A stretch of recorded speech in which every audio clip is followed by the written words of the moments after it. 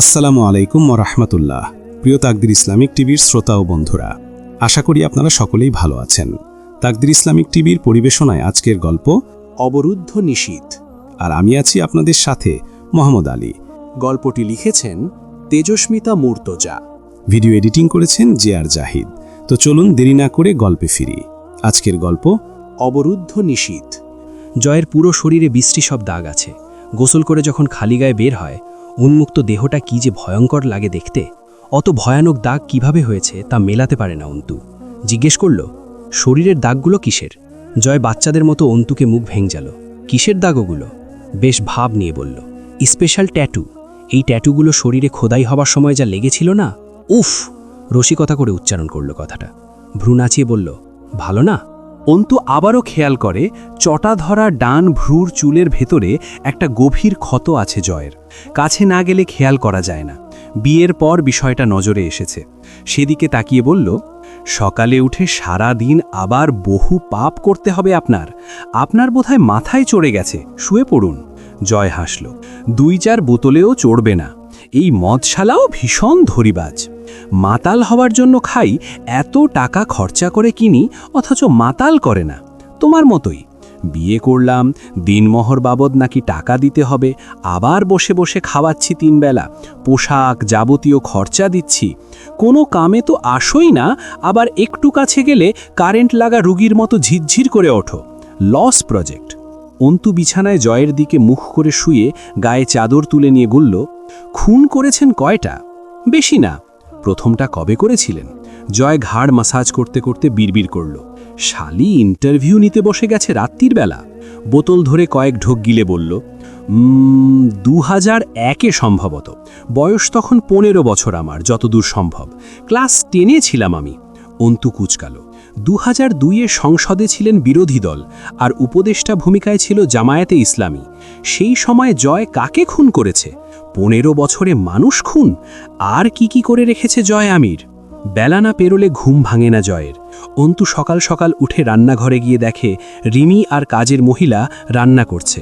রিমি বলল, আরমিন, জয় ভাইয়ার বাগানে লেবু গাছ আছে, কয়েকটা লেবু ছেড়ে এনে দিন। সাবমার্সিবল অন করে জগগুলোও ভরে ফেলুন, মেয়র পৌরসভায় যাবে।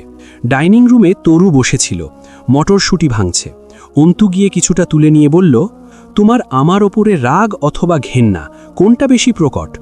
মুখ না তুলে বলল, কোনোটারই অধিকার নেই। তো রাগ, ঘৃণা, পছন্দ, ভালোবাসা এসবের জন্য অধিকার লাগে না। অধিকার অভিমান, অনুরাগ, অনুযোগ, অভিযোগে লাগে। তোমার অনুভূতি আমার ওপর অভিমান টাইপের না, ঘেন্না টাইপেরই হবে কিছু। তরু চোখ তুলল। কারণ নেই কোনোটারই। তবুও তা কেন মনে হলো? অন্তু অদ্ভুতভাবে হাসল।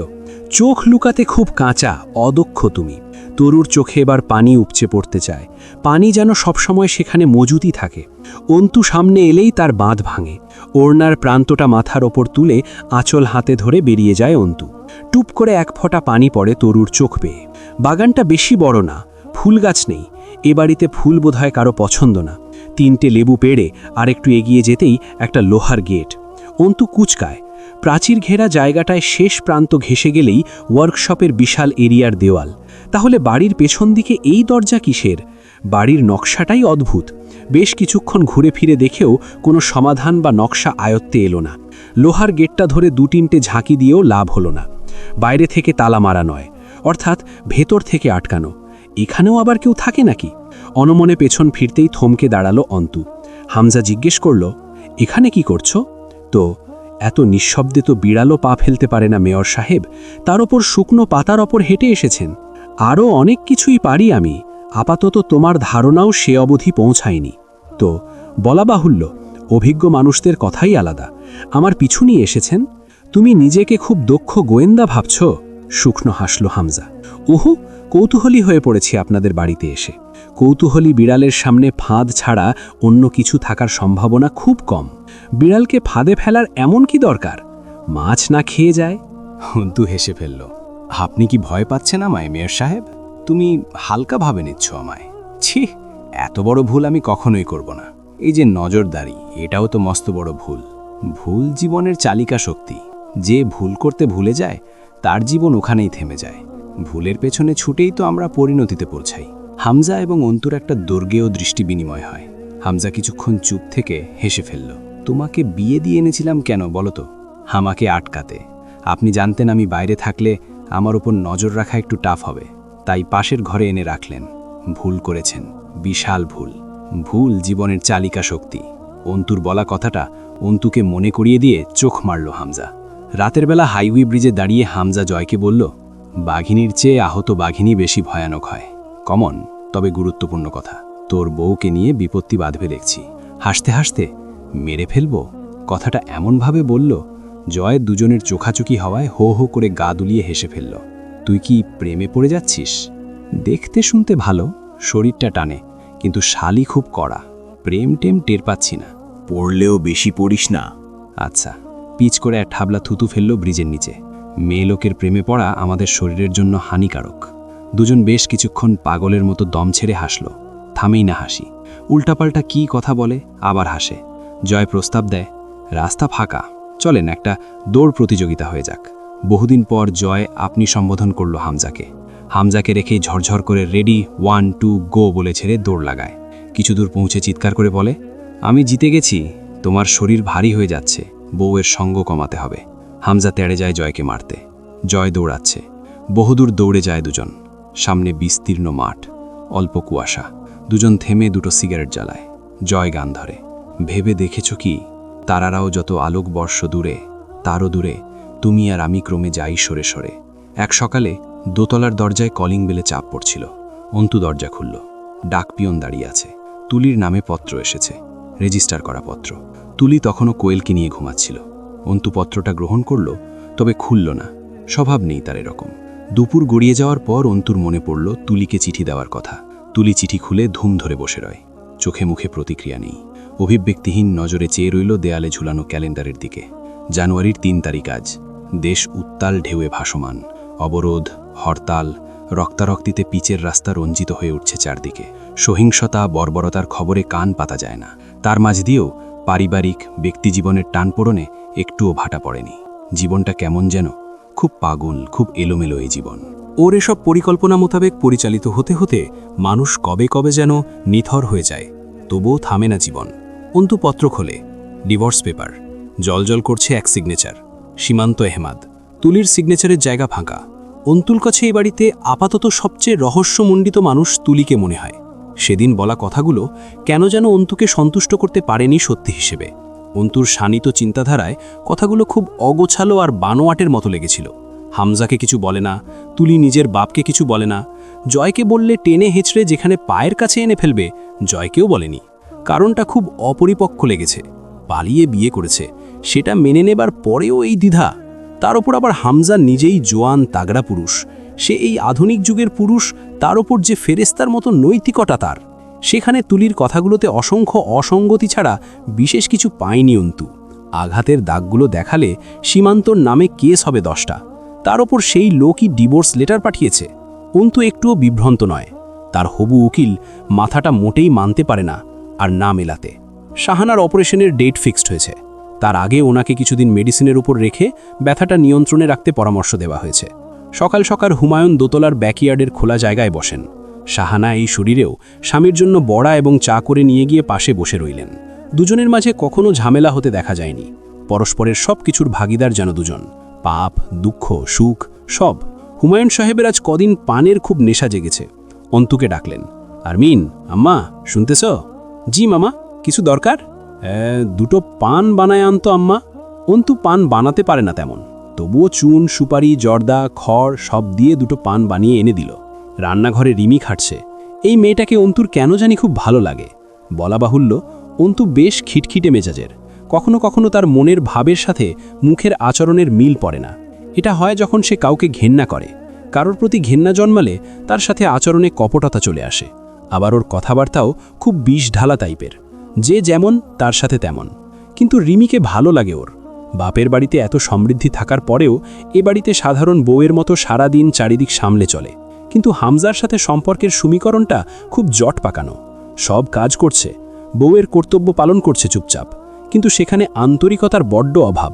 প্রথমে মনে হতো বাপের বাড়ির লোকের সাথে বিরোধিতার কারণেই বোধহয় হামজার ওপর ক্ষিপ্ত রিমি, কিন্তু এখন বিষয়টা আরও জটিল লাগে। জয় বাড়িতে নেই আজ 2 দিন। কি কাজে বেরিয়েছে কোথায়? অন্তু সারাদিন এ বাড়িতে টই টই করে ঘোরে। মনটা কী সব যে বলে যায়। তার মধ্যে বেশি যে কথাটা বলে, এ বাড়িতে তার আশেপাশে গা ঘেঁষে এমন বহুত ভয়ানক ব্যাপার আছে যা তার খালি চোখে ধরা পড়ছে না। তবে যা চোখে লাগালে সেসব দেখা যাবে সেটাই বাকি। সেদিন ঝাড়ু হাতে নিয়ে পুরো বাড়ি ঝাড়তে লাগলো। ঝাড়ু মেলাটা পিছে পিছে ঘুরেছিল ঝাড়ু কেড়ে নেবার জন্য। সে সবদি একটা ধমকও মেরেছে আর না পেরে।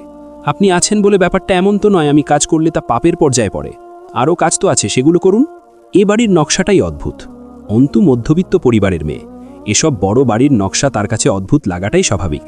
এদের কত রকমের ঘর, কত রকমের ইউনিট থাকে সব। বিশাল ডাইনিং স্পেস পেরিয়ে লিভিং রুমের বাঁ দিকে পড়ে থাকা ঘর, ওটার পাশ দিয়ে দেওয়াল ঘেঁষে যে সরু রাস্তাটা গেছে ওটাকে একটা চিকন বারান্দার মতোই লাগে। বাইরে থেকে বোঝা যায় না, দোতলা সাধারণ এই বাড়িটার ভেতরটা বেশ বিস্তৃত। অন্তু সেদিকে এগিয়ে যেতেই সরু বারান্দার শেষ পর্যায়ে একটা কাঠের দরজা। কি সে কারুকাজ! এত ঝলমলে কারুকাজ দোতলার সদর দরজায়ও নেই। অন্তু সেদিকে এগিয়ে যেতেই পেছন থেকে রিমির গম্ভীর ডাক শুনে থেমে গিয়েছিল। এদিকে কি করছেন? এদিকটা পরিষ্কার, এখানে ঝাড়ু দেওয়ার কিছু নেই। অন্তুর পর্যবেক্ষক দৃষ্টি জড়িয়ে যায়। আপনি কি কিছু লুকোচ্ছেন রিমি? কি লুকোচ্ছি সেটা আপনি বললে জানতে পারবো। আপনি যখন এটা বুঝছেন যে লুকোচ্ছি, তখন এটাও বোঝা উচিত যে কি লুকোচ্ছি। আমি জানি লুকোচ্ছি না। অন্তু মৃদু হেসে উঠল। এখানে আমি আবার আসব, তাও আপনি জানেন। চুপ থাকার সিস্টেম নেই আমার ভেতরে। জয় আমিরের মতো কথা শিখেছি, তাই না? রিমি অনমনে হাসল। আপনি সাধারণ মেয়ে আরমিন, হাত খালি আপনার। মেয়ে মানুষ আপনি। সাধারণভাবে বাঁচার চেষ্টা করলে বরং দীর্ঘজীবী হবেন, নয়তো ফুরিয়ে যাবেন। চিরজীবী হতে পারবো কিসে? সেটা তো হওয়া যায় না। তাহলে আর দীর্ঘজীবন দিয়ে করব কি? আজ চুপচাপ বেঁচে থেকে যদি চিরদিন এভাবেই বেঁচে না থাকা যায়, বরং একদিন মৃত্যুর হাতে ধরা দিতেই হয়, তো কেন না আজ মরি, কিছু করে মরি। শোনেননি, কাল করবে তো আজ, আজ করবে তো এক্ষুনি। জীবনে মৃত্যু যখন অবধারিতই, তো তা আজ হোক, আজ তো এক্ষুনি। রিমি সেদিন বেশ কিছুক্ষণ চুপচাপ চেয়ে থেকে বলেছিল, জয়ের সাথে বিয়েটা স্বাভাবিক ছিল না, তাই না? কি করে আপনার মতো মেয়ে এই আগুনে এসে পড়ল বলুন তো? অন্তু বলিন হেসেছিল, কোনো জবাব দেয়নি। কুড়িগ্রামের সেই জমি সাফ করতে গিয়ে অন্তুর চাচাতো ভাইকে বেশ খাটা লাগাতে হয়েছিল। সে স্থানীয় মাস্তান টেনে এনেছিল, তাদের সাথে একচোট ঝামেলা করতে হলো। ওখানে জয়ের দাপট কিছু ফিকে পড়ে গেছিল। তবুও সে সবধি রেজিস্ট্রি হলো। 4 কাঠার বেশি জমি, পজিশন ভালো। তবুও অন্তু যত আশা করেছিল সেটা হয়নি। লাখ 20 টাকার মতো এসেছে। অন্তু জানে জয় বিয়ে তোলার আগেই পলাশকে টাকা মিটিয়ে দিয়েছে, কারণ পলাশ আর ঝামেলা করতে আসেনি। বাকি টাকার খোঁজটা করার সুযোগ পায়নি। রাত 11টা বাজল দিনাজপুর পৌঁছতে। পলাশ এ সময় হোটেলে থাকে, টিপটপ 6 তলা হোটেল অ্যাপার্টমেন্ট। জয়কে দেখে পলাশ হাসল, ভালো? জয় মুখ কুচকে বলল, আপনার কি অবস্থা? গন্ধ লাগতেছে নাকে। কি বালের পারফিউম মারেন গায়ে? এয়ার ফ্রেশনার মারেন বালডা। পলাশ হাই তুলে বলল, ঘুম পাইতেছে রে, থাকবি এইখানে? চল রাতের খাবার খেয়ে শুয়ে পড়ি। না, শ্বশুরের চ্যাংড়ার ঋণ শোধ করতে আইসি। পলাশ হো হো করে হাসল। তুইও শেষ পর্যন্ত শ্যাহ, ব্যাটা ছেলে মাইন্ডসের জীবনটাই এরম। শান্তি নাই রে, খুব বেদনা। ভাই নাটক করেন না তো, আর কথায় কথায় হাসবেন না। জার্নি করে আসতেছি, কিছুই সহ্য হচ্ছে না গায়ে। খুব খারাপ আচরণ করিস জয়, তবুও আমি কিছুই বলি না। এইটা আমার ভালোবাসা না, স্বার্থ। আমি আপনার কাছে আসি, এইটা আমার স্বার্থ। আপনি এত কিছুর পরেও সব ভুলে চুপ থাকেন, এইটা আপনার স্বার্থ। ধান্দা চালানোর স্বার্থ। ভণ্ডামি কথাবার্তা ভাল লাগতেছে না, কামের কথায় আসি। পলাশ গিদুলিয়ে হেসে মাথা নাড়ল। আসি। সেদিন আমার সম্বন্ধীর বাড়ি গেছিলেন আবার? যাওয়াটা কি অস্বাভাবিক? সেদিন তোর বউ বড় মুখে সময় নিল আমার কাছে, তবুও এতগুলা দিন চুপ করে আছি। আমি দিন দিন ভালো হয়ে যাচ্ছি রে জয়। গিয়ে কি করছেন? তোর সম্বন্ধীর বউ মনে হয় পুয়াতি, ঠিক না? কি যে নোংরা হয়ে উঠল এতক্ষণে পলাশের চাহনি। জয় নির্লিপ্ত দৃষ্টিতে চেয়ে রইল। পলাশ হাসছে, ভয়ানক হাসি। সেই হাসিতে কি যে হিংস্রতা খেলে যায়। দুজন লোক এসে কিছু স্ন্যাক্স আর হালকা ড্রিঙ্ক দিয়ে গেল। পলাশ বলল, কত টাকা এনেছিস? দাবি কত আপনার? বেশি না, যা হয় তাই।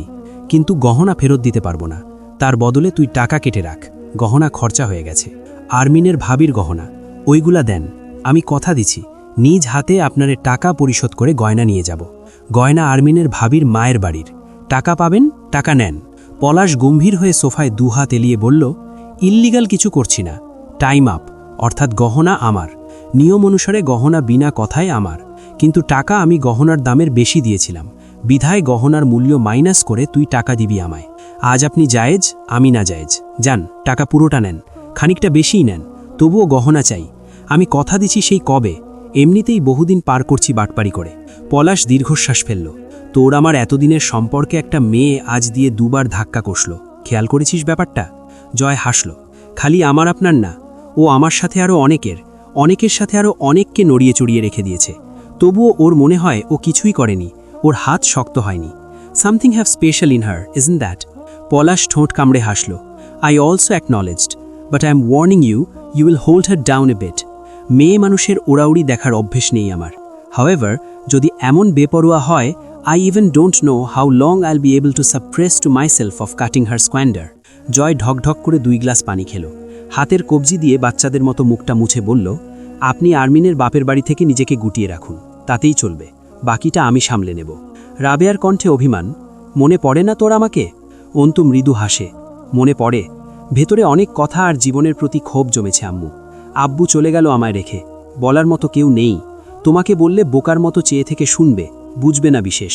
তবুও দরকার তোমাকে।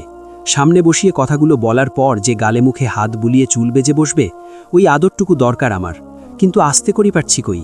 খুব কাজ নাকি রে ওই বাড়ি? অন্তু মলিন হাসল। বুঝতে দিল না রাবেয়াকে। অনেক কাজ আম্মু। আম্মু, শরীর ভালো তোমার? তোরে খুব দেখতে মন চায় রে অন্তু। একটুও ভালো লাগে না বাড়িতে। তোর বাপ চলে গেল, তুইও ফেলে চলে গেলি অন্তু। আমারে জ্বালানোর মানুষ 2টা নাই। কি করি কত সারিদিন? ফরমাইশ খাটবো কার? আর কারা ধমকাবে আমারে? আমার দম আটকায় আসে রে অন্তু। আরেকবার ডাকো তো, অন্তু বলে। এই বাড়িতে কেউ ডাকে নাই নামে। তখন বুঝি এই ডাক যে কারোর নয়, আমার লোকের ডাক এটা। আরেকবার ডাকো। তুই ভালো আছিস তো অন্তু? খারাপ আছি নাকি? বড় দোতলা বাড়ি, অভাব অনটন নেই, চিন্তাভাবনা নেই, বেশ চলছে আম্মু। সত্যিই বলতেছিস? অন্তর মনে হলো তার বোকাশোকা সরলা বাঙালি আম্মুটা বেশ বুঝমতির মতো কথা বলছে। শ্বশুরবাড়ির ঘানি টানা মেয়ের মায়েরা বুঝি মেয়ের কণ্ঠেই বহুত কিছু বুঝে ফেলার বিশেষত্ব ধারণ করে। অন্তর এক দেহে বহু সত্তার বাস। তার মাঝ থেকে এই মুহূর্তে কোমল বাচ্চা সত্তাটা খুব ধাক্কাধাক্কি করছিল। মনটা হাহাকার করে উঠছিল। এভাবে আব্বু কেন কল দেয় না? গম্ভীর কণ্ঠে কেন জিজ্ঞেস করে না, কবে আসবি এ বাড়িতে? আশা লাগে না তোর মাকে দেখতে? তোর মা দেখতে চাইছে তোকে। নিজের কথা বলবে না। চাপা স্বভাবের মানুষদের ভালোবাসা অন্যরকম সুন্দর হয়। অন্তর গলি ধরে আসে। রাবেয়া ডেকে ওঠেন, অন্তু। অন্তর বুকটা ধুক করে ওঠে। কি হয়েছে আম্মা? রাবেয়া চুপ থাকেন। অন্তু বোঝে কোনো বিষয়ে দ্বিধাদ্বন্দ্বে ভুগছেন রাবেয়া।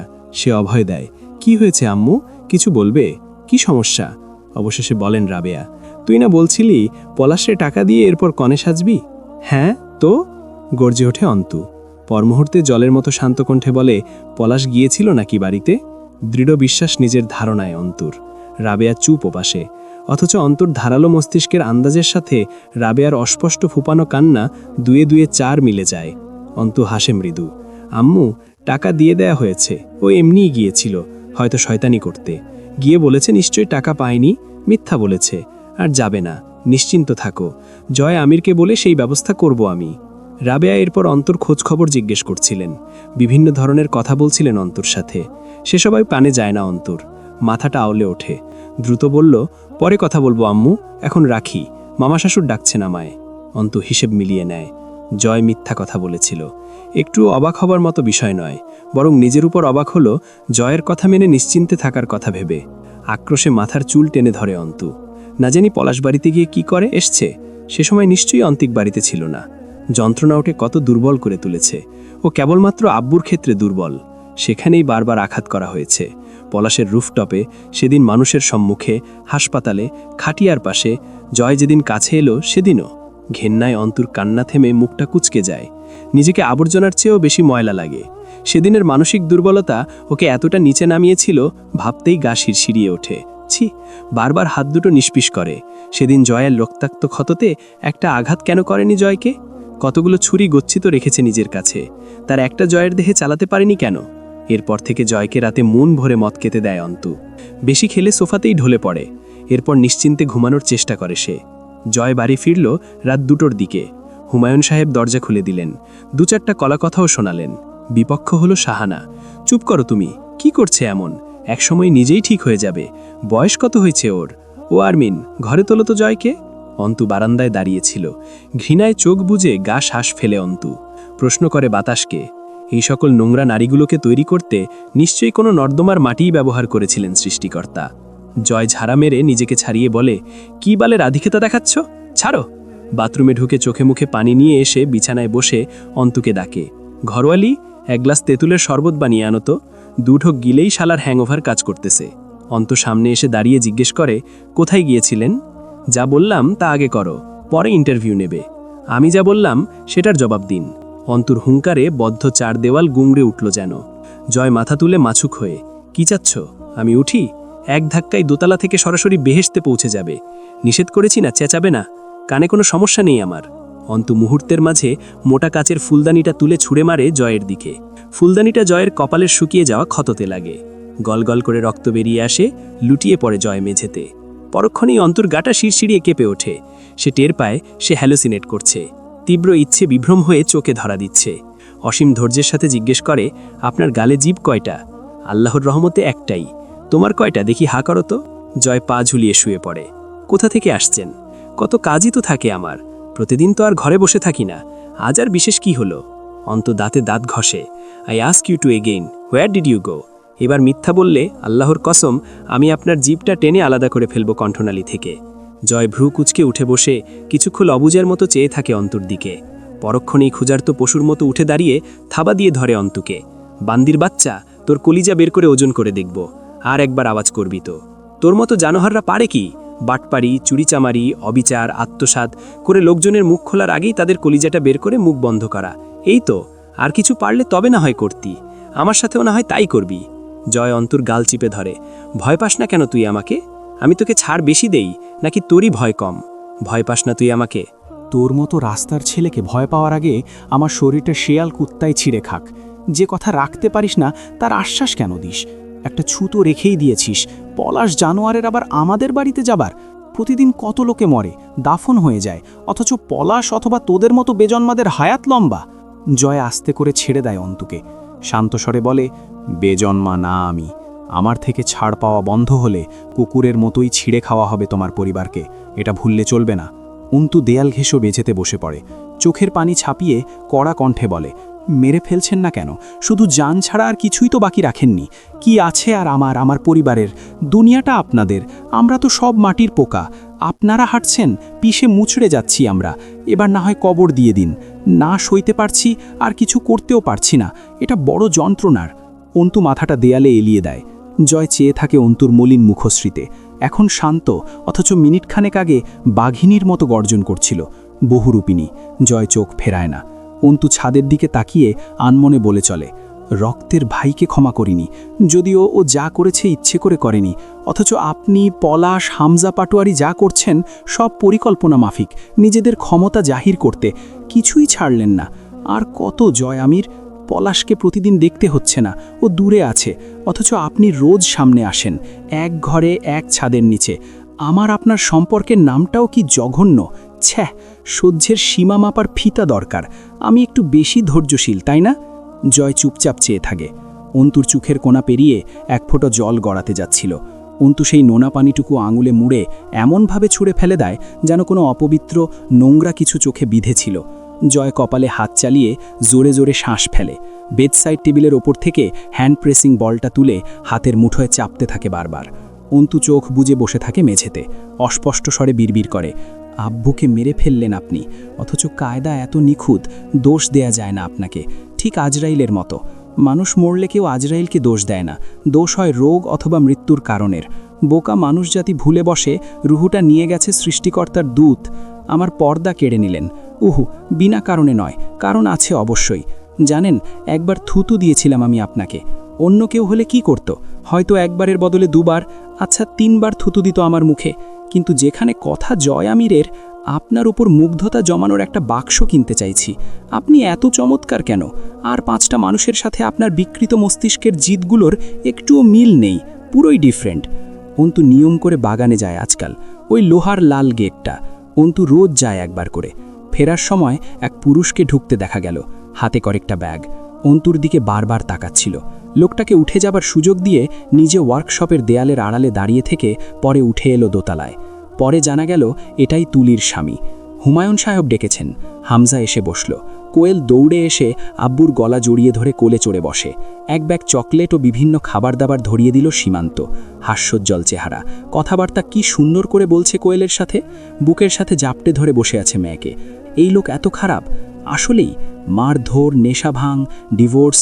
বৈঠকে জয় নেই, ক্লাবে গেছিল সকালে। গতকাল এক মিছিল শেষে হানাহানি হয়েছে। কার নাকি বুক ফুঁড়ে গুলি চলে গেছে, বেশ কয়েকজন আহত বিরোধী পক্ষের হামলায়। এসব অবশ্য হামজার পার্টির সাথে হয়নি, হয়েছে সংসদ সদস্য মহোদয়ের দাড়ির সামনে।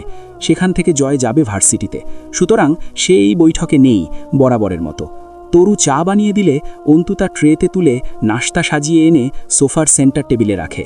কথা তুলল হামজা, সরাসরি বলল, দেখ সীমান্ত, সংসারে ঝামেলা সবার হয়, কিন্তু ডিভোর্সের ব্যাপারটা ঠিক বুঝলাম না।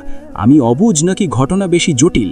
তোর এরকম সিদ্ধান্তের বিশেষ উপযুক্ত কারণ খুঁজে আজ 2 দিন এত হাঙ্গামার মাঝেও বেশ হয়রান আমি। সীমান্ত চুপচাপ বসে রইল। আর কোনো মেয়ে লোক নেই বৈঠকে, অথচ অন্তু দাঁড়িয়ে রইল ট্রে হাতে নিয়ে। হামজা বলতে পারল না, সরাসরি বারবার আর চোখে তাকালো। অন্তু সেসব অবজ্ঞা করে দাঁড়িয়ে রয়। শাহানা কাশতে কাশতে এসে বসলেন। বেশ কিছুক্ষণের নীরবতা ভেঙে হুমায়ুন সাহেব কিছু বলতে গিয়েও বললেন না। শাহানা বেশ কোমল স্বরে বললেন, তুমি জানো সীমান্ত, তুমি আবার বাপ হয়ে যাইতেছ এই সময় এইসব? ওটা আমার বাচ্চা না। ঘরটা থমকে যায় সীমান্তর ছোট্ট একটা বাক্যে। অন্তু কিঞ্চিত ভ্রু জড়িয়ে ফেলে। বসার ঘরে থাকা পুরনো ঘড়ির পেন্ডুলাম ঢং ঢং করে বেজে উঠে জানান দেয় বিকেল 4টে বাজছে। হামজা নীরবতা ভাঙল। তোর বাচ্চা না? কার বাচ্চা? সীমান্ত একটু নড়ে চড়ে ওঠে এবার। ঢোক গিলল কয়েকটা, ঠোঁট চাটল জিভ দিয়ে।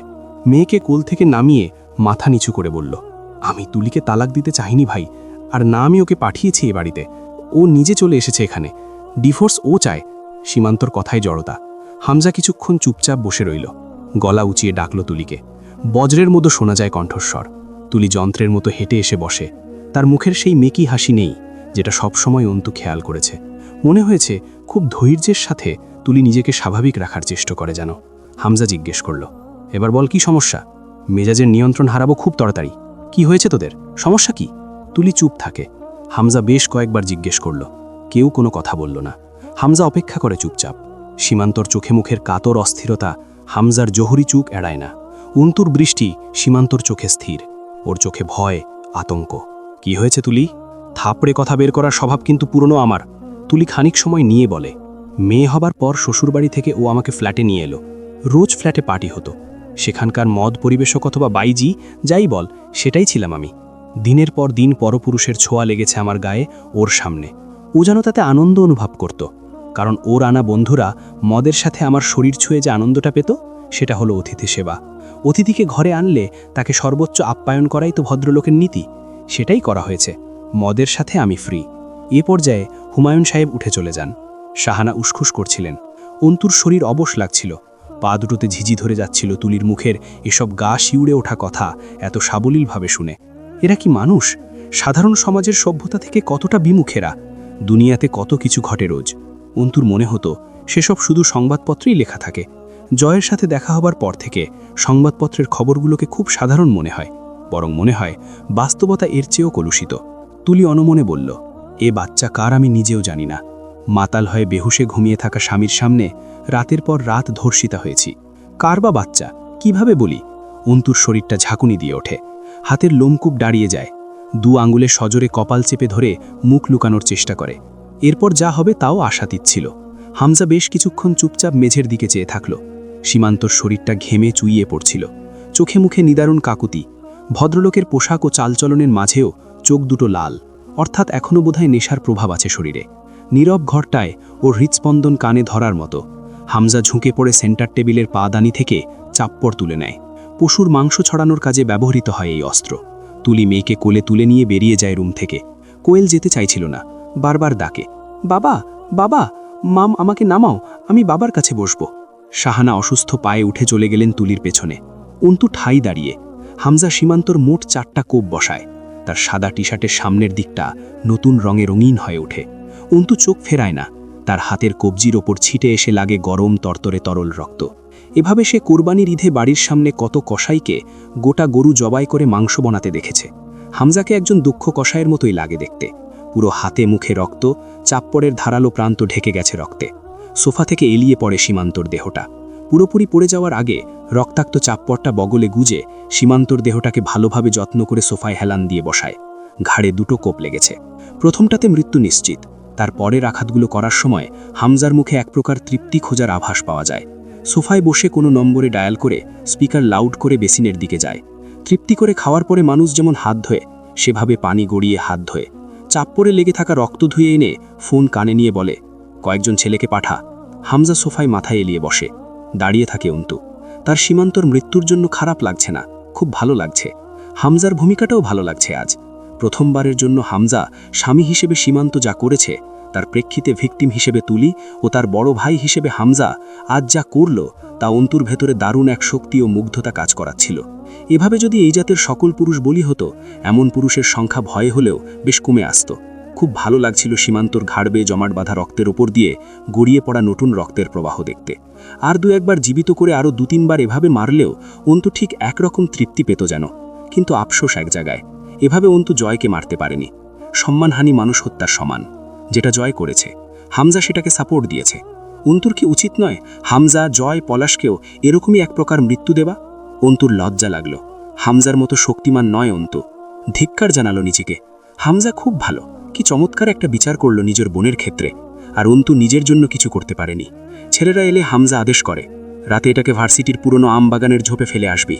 রিমি পেছনে এসে কখন চুপচাপ দাঁড়িয়ে আছে টের পাওয়া যায়নি। আসরের নামাজ পড়তে যাচ্ছিল লোকজন। জয় ফটকের সামনে দাঁড়ানো। রাস্তার ওপারে দোতলায় ভাড়াটে একটা মেয়ে আছে, বয়স 15-16। জয়কে ফলো করে, সুযোগ পেলেই। উড়ন্ত জয়কে দেখতে পাওয়া বেশ মুশকিল। আর জয়কে দাঁড়াতে দেখে বারান্দায় এসে দাঁড়ালো। কত ভালো ভালো ফর্মাল পোশাকের ছেলেদের উপর এমন আকর্ষণ বোধ না করার জন্য অবশ্য আফসোসও হয় ওর। জয় ফোনে কথা বলছিল দাঁড়িয়ে। সাধারণ একটা শার্ট গায়ে, সাদা লুঙ্গি পরনে, তা মাটি ছুঁয়ে পড়ে সবসময়। ডান হাতে লুঙ্গি উঁচু করে ধরে দাঁড়ানোকে পায়ের চামড়ার বেল্টওয়ালা চটি দেখা যাচ্ছে। সেটার বেল্ট আটকায় না, খোলা। লম্বা শরীরে সাদা লুঙ্গি, শার্ট, চামড়া স্যান্ডেল খুব মানায় জয়ের সাথে। তার চলাফেরাই এমন। ভদ্রলোকী পোশাকে নিজেকে সাজাবার যেন কোনো তাড়া নেই। এই পোশাকেও চমকপ্রদভাবে ভীষণ অভিজাত পুরুষ লাগে দেখতে। লুঙ্গি হাতে গুছিয়ে ধরে 2 ঠ্যাঙের মাঝে গুজে দাঁড়াচ্ছে বারবার, তবুও উঁচু করে পড়ছে না। মেয়েটার কাছে সব কিছুই আকর্ষণীয় লাগে। অন্তু বিষয়টা বারান্দা থেকে খেয়াল করে তাচ্ছিল্য করে হাসে। মানুষ সেই সকল আলুর মতো যা খোসার উপর থেকে দেখতে শতভাগ সতেজ এবং কাটলে পুরোটাই ফেলে দেবার অবস্থা বেরোয়। এমন আলু আম্মুকে কাটতে দেখলে অন্তু ভীষণ অবাক হয়ে চেয়ে থাকত। উপর থেকে আন্দাজ করার উপায় নেই ভেতরটা এতটা কুৎসিত। গাড়ি চলে যায় রাস্তা দিয়ে। পাড়ার কুকুরগুলোর সাথে জয়ের সম্পর্ক খুব ভালো। রুটি, চা, মাঝে মধ্যে কোল্ড ড্রিঙ্কসও টেস্ট করতে দেয় জয়। মাঝে মধ্যে কুকুরগুলোকে মদেও চুমুক দিতে হয় জয়ের বদলতে। বাড়িতে খাওয়া মাংসের হাড়গুলো জড়ো করে নিয়ে গিয়ে কুকুরকে দেয়। দারুণ পীড়িত তার কুকুরের সাথে। জয়কে দেখে রাস্তার ওপর ঘুরঘুর করছিল আজও কুকুরগুলো, বাচ্চা কাচ্চা সহ। কপালের ক্ষততে টান ধরে মাঝে মধ্যেই। গভীর ক্ষত শুকিয়ে গিয়েও জখম হয়ে আছে। সেখানে আঙুল চেপে ধরে রইল। যারা আক্রমণ করেছে সেদিন মা বাপ তুলে খাঁটি বাংলায় গালি ঝাড়ছিল। তখনই শো করে একটা বাইক চলে যায়। সজোরে ধাক্কা খায় একটা বাচ্চা কুকুর। জয় তৎক্ষণাৎ চেঁচিয়ে বকে ওঠে বাইকওয়ালাকে, এই শালিত ছাওয়াল বাঞ্চোদ, ভেড়াচ্চুদা শালা, ধর শালারে, ধর। ততক্ষণে বাইকওয়ালা আরও জোরে বাইক টেনে চলে গেছে। জয় দৌড়ে যায় কুকুরটার কাছে। মা কুকুরটা করুণ চোখে বাচ্চাকে দেখে এগিয়ে আসে। জয় তুলতে গেলে হাঁ করে কামড়াতে আসলেও জয় কোলে তুলে নিয়ে ফটকের ভেতরে নিয়ে এসে ঘাসের উপর শোয়ায়। ছোট্ট কুকুরটার পিঠের মাংস ছিঁড়ে গেছে রাস্তার ঘর্ষণে। অন্তু দৌড়ে নেমে আসে দোতলা থেকে। জয় উত্তেজিত হয়ে বলে, ঘরওয়ালি, কুত্তারে কি ডেটল ফেটল বা স্যাভলন লিকুইড টাইপ কিছু দেয়া যায়? প্রাথমিক চিকিৎসা হিসেবে সেটাই দিতে হবে। ভেটেরিনারি সরঞ্জাম তো আর নেই আমাদের কাছে। তো নিয়ে আসো, চেহারা দেখতেছো আমার, এমনি সময় তো আর তাকাও না। অন্তু চলে গেলে বিড়বিড় করে বলে, এজন্যেই মেয়ে লোকের বুদ্ধি হাঁটুর নিচে। জয় যত্ন করে ডেটল লিকুইড লাগায়। অন্তুর কেমন ঘোর লেগে আসে চোখে। বড় কুকুরটা অস্থির হয়ে ঘুরঘুর করছে বাচ্চার পাশে। একবার জয়ের গা ঘেঁষছে, আবার মুখ ঠেকাচ্ছে বাচ্চার শরীরের সাথে। অন্তুর বুকে ব্যথা ওঠে। আব্বুর মুখটা বুকের মাংস খাবলে ধরে। জয় কোলের ওপর ছোট্ট কুকুরটাকে রেখে গায়ে হাত বুলিয়ে দেয়। অন্তু বসে পাশে। একটু দ্বিধা নিয়ে হাত বাড়াতে যায় কুকুরের দিকে, আবার গুটিয়ে নেয়। ভয় হয় যদি কামড়ে দেয়। জয় বলে, থাক, হাত দিও না, হাতে নোংরা লাগবে। ভয় পাচ্ছ যখন, তখন আর ন্যাকামি করতে হবে কেন? ওড়না ভালোভাবে মাথায় টেনে নাও, অর্ধেক চুল তো বের হয়েই আছে। অন্তু গাঢ় চোখে তাকিয়ে ব্যঙ্গ হেসে বলে, শয়তানও বোধহয় আপনাকে দেখে ভাবে যখন আপনাকেই তৈরি করা হবে তখন তাকে বানানোর কি দরকার ছিল। কুকুরের গায়ে হাত বুলাতে বুলাতে বলে জয়, ওরে শালি, আয় তাইলে, আইজো লোক জড়ো করে খুলে ফেলি ওড়নাটা। তা বোধহয় করবেন না। আজ তো আবার ওই একটা তথাকথিত পরিচয় আছে আমার, আপনার বউ। তো আমার ইজ্জত গেলে আগে যাবে আপনার, আর আপনাদের কাছে তো স্বার্থপরতাও লজ্জা পেয়ে যায়। আপনাদের বাড়ির মেয়ের ইজ্জত দামি, আর আমার বাপের মেয়ের ইজ্জত থুতুর বদলা নেবার উপাদান। এই দেখুন, এখন আমার আবার ইচ্ছে করছে থুহ করে একদলা থুতু আপনার মুখে ছুঁড়ে মারতে। শাহ, কি বলবো বলুন জয় আমির, গালে আমার এক মুঠো আউশ চাল। অন্তু আর দাঁড়ায় না কথাগুলো বলে। তুলি এবং শাহানাকে একসাথে ভর্তি করানো হবে হাসপাতালে। তুলির অ্যাবর্শন, শাহানার চিকিৎসা। খানমান পাতার সাথে কালো জিরে ভর্তা জয়ের খুব পছন্দের। সেটা ভেজে রেখে অন্তু কোয়েলকে গোসল করাতে যায়। তুলির অসুস্থতা বেড়েছে খুব। গোসল করাতে করাতে বেশ আনমনা হয়ে পড়ছিল অন্তু। আজ কয়টা দিন ধরে এত বেশি চাঁদনির কথা মনে পড়ে, আখির লাশ, সালমার কান্না, সোহেলের মৃত্যু, অন্তুর পাগল পাগল লাগে। এত এত জটিলতা, কত রকমের কত কি বয়ে চলতে হচ্ছে, এবং স্বাভাবিকভাবে। জলে বাস করে কুমিরের সাথে লড়াইটা কতটা সুখকর হবে। চাঁদনি কোথায় গেছে, কি হয়েছে ওদের? মুস্তাকিনের সাথে দেখা নেই কতদিন, সেই লোকই বা কী করছে? রান্নাঘর থেকে শিল নোড়ার আওয়াজ আসছিল। অন্তু ব্যস্ত হয়ে বলল, তরু, এটা আমার কাজ, তুমি কেন করছো? আমি বাটবো। তার আগে কোয়েলকে গোসল করিয়ে এলাম, ওঠো তুমি, আমি করছি। ভাত উতলাচ্ছিল চুলোয়, আজ কমিয়ে দিল অন্তু। তরু বলল, অধিকার নেই তাই না? এগুলো নাটকীয় ভাবনা, আমি নাটক এড়িয়ে চলতে পছন্দ করি। তুমি বোধহয় জানো জয় আমিরের সাথে আমার তেমন সম্পর্ক না, তবে তথাকথিত সম্পর্কের জের ধরে এসেছি যখন এই বাড়িতে, কাজটাও আমারই। তুমি করছো, আমার ভালো লাগছে না বিষয়টা। তুমি আমার সাথে যে ভালো আচরণটা করো সেটা মন থেকে করো নাকি লোক দেখানো? অন্তু মুচকি হাসল, অল্প একটু লবণ তুলে পাটাই দিল। তরু আজ প্রথমবার খেয়াল করল অন্তু হাসেও। খুব নিষ্পাপ হাসিও হাসতে জানে এই মেয়ে। তখন এত স্নিগ্ধ লাগে, অথচ সবসময় মুখটা কেমন গম্ভীর আর চোখ দুটো জলজল করে জ্বলে। আজ নতুন এক অন্তুকে দেখে তাকিয়ে থাকে। অন্তু হাসি ঠোঁটে রেখে বলে, আব্বু কি বলতো জানো? আব্বু বলতো, তুমি একটি স্বতন্ত্র আয়না হও। মানুষ তোমার সম্মুখে যে অঙ্গভঙ্গিতে এসে দাঁড়াবে, তুমি ঠিক তার প্রতিবিম্ব হয়ে যাও। লোকে যা করবে সেটাই তুমি নিজের মাঝে দেখিয়ে দাও। আমি কথাটা খুব মানি তরু। আমার সম্মুখে কেউ উষ্ণ, আমি গরম। সে ঠান্ডা, আমি শীতল। সে কঠিন, আমি নিষ্ঠুর। সে ব্যথিত, আমি ব্যথাতুর। তুমি কখনো খারাপ আচরণ করনি আমার সঙ্গে। তুমি কষ্টগুলোকে ভেতরে পুষে ধুকে ধুকে সয়েছ। তুমি ছিলে নীরব। তোমার সঙ্গে খারাপ আচরণ করার প্রশ্নই ওঠে না। বরং তুমি যদি চাও আমরা ভালো বন্ধু হতে পারি। তুমি আমার ছোট বড় নও, সমবয়সী হবে, রিমি ভাবির মতো। বন্ধু হবে? তরুর হাত থমকে গেল।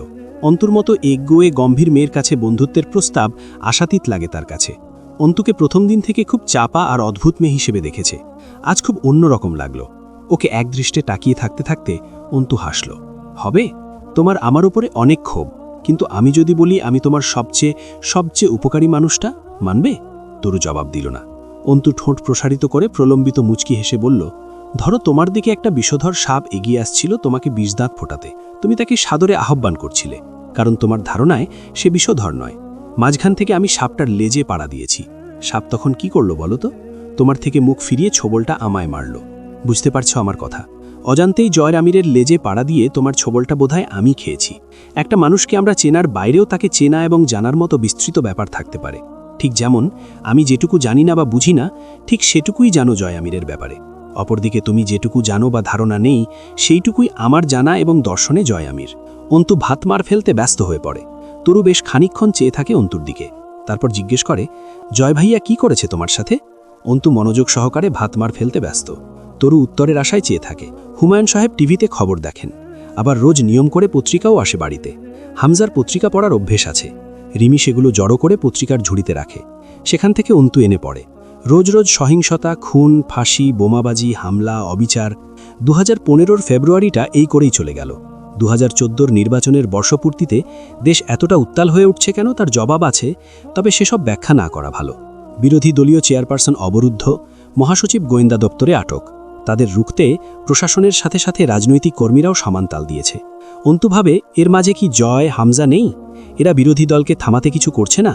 গাড়ি ভাঙচুর, আগুন দেয়া, অবরোধ চলছে তো চলছেই। প্রশাসনের চেয়ে এগিয়ে আছে রাজনীতিবিদরা, তারা প্রতিরোধে নেমেছে। কটা দিন জয়, হামজাকে দিনরাত এক করেও বাড়িতে পাওয়া যায় না। মিছিল যায়, অন্তু তা ঘরে বসে শোনে। জয় ফুরুত করে আসে, গালে মুখে কয়েক মুঠো গিলে পোশাকটা পরিবর্তন করে বেরিয়ে পড়ি ফের। কোথায় যায়, কি করে সেসবের খবর নেই। মহা ব্যস্ত তারা। বিরোধী দলকে রুখতে তাদের পায়ের সুতো ছিঁড়েছে। এতে কিছু না, এরা মরল বাঁচল সবই এদের হাতে কামাই। শিকার সাধারণ মানুষ। রাস্তায় নিরাপত্তা নেই, চলাচলে শান্তি নেই, সারাক্ষণ আতঙ্কে রাস্তাঘাট জর্জরিত। এই বুঝি আগুন জ্বলে উঠল, লেগে গেল মারামারি। পুলিশ এলো, গোটা এক লোককে গ্রেফতার করে নিয়ে চলে গেল। তখনও রাস্তার মাঝে আগুন জ্বলছে, গাড়ি পুড়ছে, কালো ধোয়ার কুণ্ডলি মিশছে বাতাসে। ফের যেন 2013 ফিরল রব। চারদিকে হাহাকার, রক্ত আর বন্দিত্ব। আবার সেই 2013, আবার ফাঁসি, আবার গ্রেপ্তার। অন্তু জয়ের রকিং চেয়ারটায় বসে রাতের পর রাত ভাবে আর দোলে। তার চোখে ঘুম নেই। মাঝে মধ্যে আব্বু এলে কথা হয়। জয়, হামজা কত রাত বাড়ি ফেরে না, কোথাকার কোনো বৈঠকে সম্মেলনে পড়ে থাকে। সারা রাত বাইরে থেকে সকাল 11টায় জয় বাড়ি ফিরল একবার। পরনে কালো পাঞ্জাবি, ডান হাতে ঘড়ি, বাঁ হাতে রূপোর রিস্টলেট ঝুলছে কবজির ওপর, পায়ে চামড়ার স্যান্ডেল, পরিপাটি পরিচ্ছদ, কিন্তু চুলগুলো এলোমেলো, চোখ দুটো রক্ত লাল। সারা রাত নির্ঘুম থাকার ফল। মুখটা গাম্ভীর্যে ছেয়ে আছে, যেটা পাঞ্জাবি গায়ে চড়ালে আপনা আপনি চলে আসে তার চেহারায়। তখন দেখতে পাক্কা রাজনীতিবিদ লাগে। রিমি খাবার বেড়ে দিলে পাঞ্জাবির হাতা গুটিয়ে বসে পড়ল। গপাগপ খেতে শুরু করার কথা এখন, কিন্তু তা করছে না জয়। রিমি আস্তে করে জিজ্ঞাসা করল, আপনার ভাই কোথায়? কাজে আছে। রিমি চুপচাপ চলে যাচ্ছিল। জয় ডাকল, ভাবি কিছু দরকার? খাবো। হাত কাটা আমার, খাইয়ে দেন। কাটছে তো কাটছে শালা ডান হাতটাই, নাকি চামচ দিয়ে চালাবো? ডান হাতের পুরো তালুটা ব্যান্ডেজে জড়ানো। রিমি নাকমুখ কুঁচকে বলল, আর নাটক করবেন না তো, এমনিতেই আপনাকে দেখলে গা জ্বলে আমার, তার ওপর যদি ঢং করেন। এগিয়ে এসে প্লেটটা ঝাড়ি মেরে কেড়ে নিয়ে খাবার মাখাতে শুরু করে। জয় অল্প হাসল নিঃশব্দে। খাবার মুখে নিয়ে থুথু করে ফেলে দিল। সেই বালের মাছই দিছেন? হাজারবার কইছি মাছ পছন্দ না আমার, মাছ আমি খাই না। আর কিছু নাই, তা দিয়ে ভাত দেন। রিমি ধমকে উঠল, এত আহ্লাদ কিসের আপনার? যা দিচ্ছি তাই দিয়ে খেয়ে উঠুন। আপনার মতো দামড়াকে খাওয়ানো ছাড়াও আরও কাজ থাকে আমার। আর কিছুই রান্না করেন নাই? তরু আজ আর ডিম ভাজতে গেল না। তার চোখে মুখে কিসের যেন ক্ষোভ দেখা যায় জয়ের জন্য। এই ঘৃণাটা জয় অন্তুর চোখে দেখেছে। তা দেখে মুচকি হাসল জয়। আরমিন বাড়িতে পা রাখার পর পরিবেশ বদলেছে। চেনা পরিবেশ অচেনা হয়েছে। তার কবুতরগুলোকে সময় দেয়া হচ্ছে না আজকাল। ছাদে বানা ছিটিয়ে পানি দিয়ে খোপগুলো দেখল। নতুন ডিম ফুটলে খুব খুশি লাগে। জয় জীবনে যতবার অ্যালার্ম সেট করেছে, কিছু না কিছু কাণ্ড ঘটেছে। শেষ রাতে এসে ঘুমানোর পর সকাল সকাল অ্যালার্ম বাজলে ফোন তুলে ঝাঁটাক কষে এক আছাড়, ফোন ভেঙে 6 টুকরো। এভাবে কয়েকটা ফোন ভাঙল। একদিন এই দুঃখে সে একটা তরতাজা মোরগ কিনে এনেছিল। সে শুনেছে মোরগ রোজ ভোরে চেঁচায়, তাতে ঘুম ভাঙে। এভাবে 2-3 দিন মোরগটা চেঁচালো, কিন্তু সহ্য করা যাচ্ছিল না আর। একদিন সকাল 4টের দিকে এসে ঘরে এসে শুয়েছিল জয়। মোরগ তার খানিক বাদেই আল্লাহর নামে গলা ফেরে ডাকাডাকি শুরু করল। এক লাফে বিছানা ছেড়ে উঠে ছাদে গিয়ে মোরগটাকে জবাই করে নিচে এসে রিমির হাতে মোরগ ধরিয়ে দিয়ে বলল, আজ মোরগের ঝোল খাবো দুপুরে, ভালো করে কষিয়ে রান্না করবেন। কিন্তু কবুতর ভরে চেঁচায় না। সে নিত্য নতুন জাতের কবুতর এনে ছাদ ভরে ফেলেছে। অন্তু বারান্দায় দাঁড়িয়েছিল। জয় ঘরে আস্তে আস্তে ডাকল, ময়নার মা ঘরে আছো? ও ময়নার মা। অন্তু নাক কুচকায়। হোয়াট ইজ ময়নার মা? জয় ঢুকলো আর অন্তু তাকে পাশ কেটিয়ে বেরিয়ে গেল রুম থেকে। জয় বিছানার চাদর ফেলে তোষক টেনে তুলে কাঠের ক্লেটগুলো উঠিয়ে ফেলল। টাকা অথবা অস্ত্র থাকার কথা নেই। এক ঝটকায় মাথায় রক্ত উঠে গেল। কপালে আঙুল চেপে ধরে ডাকল, আরমিন, আরমিন। রিমি বসার ঘরের সিলিং ফ্যান পরিষ্কার করাচ্ছে এক ছোট ছেলেকে দিয়ে। অন্তু ঘরে ঢুকল। জি, টাকা কোথায়? টাকা? ওগুলো টাকা ছিল না, কাগজ ছিল, টাকার মতো দেখতে। মূর্খ নাকি আপনি? জাল টাকা কি টাকা? জয় কিনমির করে বলল, ধৈর্যের পরীক্ষা নিও না। টাকাগুলো কোথায়? পুড়িয়ে দিয়েছি। পুড়িয়ে দিয়েছিস? হ্যাঁ, পুড়িয়ে দিয়েছি। জয় থাবা দিয়ে ধরল অন্তুকে। গায়ের ওড়না টান দিয়ে খুলে অন্তুর গলায় পেঁচিয়ে ফাঁস টেনে বলল, খানকির মেয়ে, আরেকবার বল টাকা পুড়িয়ে দিয়েছিস? অন্তু জয়ের পাঞ্জাবির কলার চেপে ধরে হিড়হিড় করে টানতে টানতে দক্ষিণ দিকের জানালার দিকে নিয়ে যেতে যেতে বলল, এবার আর বলবো না, চল দেখাই তোকে। তোদের কালোবাজারির মাল আমি পুড়িয়ে দিয়েছি। যা দেশের 10-এর ক্ষতি করে তা বিছানার নিচে রেখে আমি চোখ বুজে ঘুমোতে পারি না। ওড়নার ফাঁস শক্ত করে জয়। অন্তুও ঠিক একইভাবে জয়ের বুকের ত্বক খামচে ধরে চিবিয়ে বলল, আমি ব্যথা পাচ্ছি, ওড়নার প্যাচ শিথিল করুন। তোর এত সাহস কেন মাগির বাচ্চা? হ্যাঁ, ভয় লাগে না তোর আমাকে? আপনাকে ভয়? কোনো তো কারণ থাকা চাই কাউকে ভয় পাবার। আপনার মতো কাপুরুষকে ভয় পেয়ে আমি আমার নারীসত্তাকে কলঙ্কিত করতে দুনিয়াতে জন্মাইনি জয় আমির। জয় এতই জোরে ফাঁস আটকে ধরল, অন্তুর চোখ উল্টে আসার উপক্রম হলো। অথচ অন্তু দমল না। জয় নিজেই হার মেনে হাত শিথিল করে গাল চিপে ধরল। মনটা চাইতেছে ঠ্যাং বরাবর টান মেরে ছিঁড়ে 2 ভাগ করে ফেলি। তোর সাথে কি করা উচিত বুঝেই উঠতে পারছি না আমি। হয়রান লাগে খুব। অন্তু বলল, আমি ব্যথা পাচ্ছি, ছেড়ে দিন আমাকে। আমি আবলা নারী না, স্বামীর নির্যাতন সহ্য করার ক্যাপাসিটি আপাতত অন্তত নেই আমার মাঝে। তুই টাকা পোড়াইছিস কেন শুয়োরের বাচ্চা? সত্যি কথা বল, কোথায় রাখছিস টাকা? বাইরে লোক দাঁড়ায় আছে কিন্তু, এইখানেই জবাই করে মেঝেতে দাফন করে রেখে যাব একদম। অন্তু নরম হলো। কোথায় যাবেন ওই টাকা নিয়ে? জয় তাতে একটু বিভ্রান্ত হলো। কোথায় টাকা? জাল টাকা দিয়ে কি করেন আপনারা? আপনারা না দেশপ্রেমিক? জয় আবার নিয়ন্ত্রণ হারালো, কিন্তু অন্তুকে ধরার আগেই অন্তু জয়কে ধাক্কা মেরে জানালার দিকে ঠেলে দিয়ে বলল, দেখতে পাচ্ছেন কালো ছাইয়ের স্তূপ, দিয়াশলাইয়ের বাক্স, আপনার আধ খাওয়া মদের বোতল পুড়িয়ে দিয়েছি। কাল যখন ইনশাআল্লাহ আইনজীবী হব, নিজের ভেতরটা যখন আমার কাছে কৈফিয়ত চাইবে, আমি একসময় আমার সামনে দিয়ে আমার দেশের নিরীহ জনতাদের অধিকার নষ্ট হতে দেখেছি, দেশের ক্ষতি হতে দেখেছি, কিন্তু কিছুই করিনি। নিজের কাছে বড় ছোট হয়ে যাব, এই গ্লানিটুকু যাতে না বইতে হয়, ব্যাস পুড়িয়ে দিলাম। জয় ওড়না ছেড়ে দিয়ে হতবাক হয়ে চেয়ে রইল। এই চিংড়ি, তুই কি পাগল রে? পাগলামি শুরু করছিস? শালা আমি তো ভুদাই হয়ে গেছি রে। তুই আজ কয়দিন করছিসটা কি? সিরিয়াসলি এত ধৈর্যশীল না আমি। ওই তুই বাপ, তুই কি মনে করিস আমায়? জয় মাথার চুল টেনে ধরে বিছানায় বসে পড়ল। বিশ্বাস করা শক্ত, একটা মেয়ে ওর সাথে কি করে যাচ্ছে। ওকে হার মানতে হচ্ছে মেয়েটার জেদ আর সাহসের কাছে। পলাশকে কি বলবে? এর মধ্যে মাঝারদের ভাগ ছিল, নতুন শত্রুতা তৈরি হবে ফের। ওদেরকে বোমা মেরেও বিশ্বাস করানো যাবে না যে কোনো মেয়ে লোক জয়ের বিরুদ্ধে গিয়ে এত দূর পৌঁছতে পারে। আর অস্ত্র, সেই সবের কি করছিস চুদির বইন? তোরে আমি। অন্তু শান্তস্বরে জিজ্ঞেস করল, কি করবেন অস্ত্র দিয়ে? অথচ জয় এক মুহূর্তের মাঝে উঠে দাঁড়িয়ে পিস্তলটা ঠেকালো অন্তুর থুতনির নিচে। একদম পুঁতে ফেলবো ওইগুলার কিছু হইলে, দাম তোরে বিক্রি করে মেটাবো শালি। আমি বের হব, তাড়াতাড়ি অস্ত্র কই খানকির বাচ্চা। আমার আম্মু সেরকম না, নিজের পরিচয় আমার ওপরে চাপানোর চেষ্টা করবেন না। জয়ের নিজেকে পাগল পাগল লাগলো এক মুহূর্ত। বন্দুকের নলকে কণ্ঠনালীর ওপর রেখে অন্তু যা করছে তা জয়কে হতবিভল করে তুলল। কিন্তু পরিস্থিতি স্মরণে আসতেই জয় নিয়ন্ত্রণ হারালো।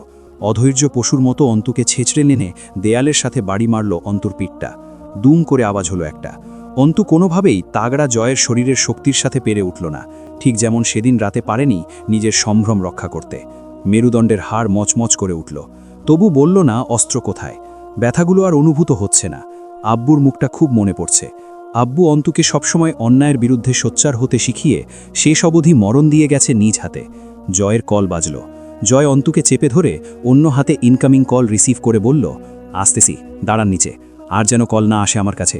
ফোন বিছানায় ছুঁড়ে মেরে অন্তুকে বলল, ওই এদিক টাকা, আমায় ভুদাই মনে হয় তোর? হ্যাঁ, ভয় লাগে না একটুও? তোর কি মনে হয় আমি দুর্বল তোর ওপর? ছাড় দেই বেশি এই জন্য? কোনটাকে ছাড় দেয়া বলছেন? আমি শুনতে চাই। এত কথা বলিস কেন তুই? কথা আমি কম বলি, কিন্তু বলি তিপ্ত কথা, যা শুনতে ভালো লাগে না তা এমনিতেই বেশি মনে হয়। আর মেন, তোর লয়ার স্পিচ আমাকে শোনাবি না, কসম জিহ্বা টেনে ছিঁড়ে আনবো। নিচে গাড়ি দাঁড়ায় আছে, রাজধানীতে যাওয়া লাগবে রাতের মধ্যে। টাকার জন্য আপাতত কিছু বলতেছি না, অস্ত্র লাগবে, এক্ষুনি লাগবে, বুঝতেছিস তুই? কেন লাগবে অস্ত্র? তাতে তোর যায় আসা যাবে না, তোরে আইনজীবী হিসাবে ঘরে আনি নাই। তা ঠিক, কিন্তু আমার ভেতরে তো সেরকমই কিছুর বসবাস। চোখ ও হাত অক্ষত থাকতে সন্ত্রাসীদের হাতে মরণ খেলনা তুলে দিতে পারি না। জয় কিছুক্ষণ অন্তুর চোখের দিকে চেয়ে থেকে চট করে হেসে ফেলল। তাইলে চোখ আর হাত দুটা আলাদা করে দেই তোমার সুন্দর দেহ থেকে? করতেই পারেন, আমারও দায়ভার কমে যেত। ঘেন্নাই যখন করিস তখন আমার জিনিসে হাত লাগাস কেন? তোরে বলছি না আমার কাছ থেকে দূরে থাকবি? তুই চাস না আমি তোর কাছে আসি না, দূরে থাকি। তোরে খাওয়া পড়া কিসের অভাবে রাখছি? আমি যাই করে বেড়াই তাতে তোর কি? অন্ত কিচ্ছু বলল না। পিঠটা অসহ্য ব্যথায় ভেঙে আসছে। খানিক বাদে ক্লান্ত হয়ে ছেড়ে দিল জয়। সামনের মানুষটার চোখে ভয় বা উদ্বেগ না দেখলে অত্যাচারের শক্তিটা ম্রিয়মান হয়ে আসে। তার জেদের সামনে কেউ দাঁড়াতে পারেনি, কিন্তু অন্তর একগুয়েমি আর চোখের তেজে কোনো দুর্বলতা খুঁজে পায় না জয়। জয় ফ্যান চালিয়ে ঘরমাক্ত শরীরে পিস্তল রেখে ধপ করে বসে বিছানায় পাঞ্জাবির বোতামগুলো আলগা করল। কপালের কিনারা বেয়ে টপ টপ করে ঘাম ঝরে পড়ছে, চুলগুলো চপচপ করছে ঘামে ভিজে।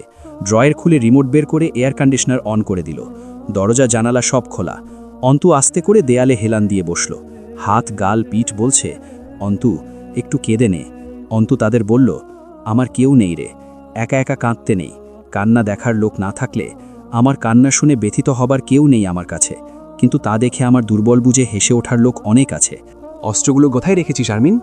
না দিলে কি মেরে ফেলবেন? অন্তুর গলার স্বর বসে গেছে।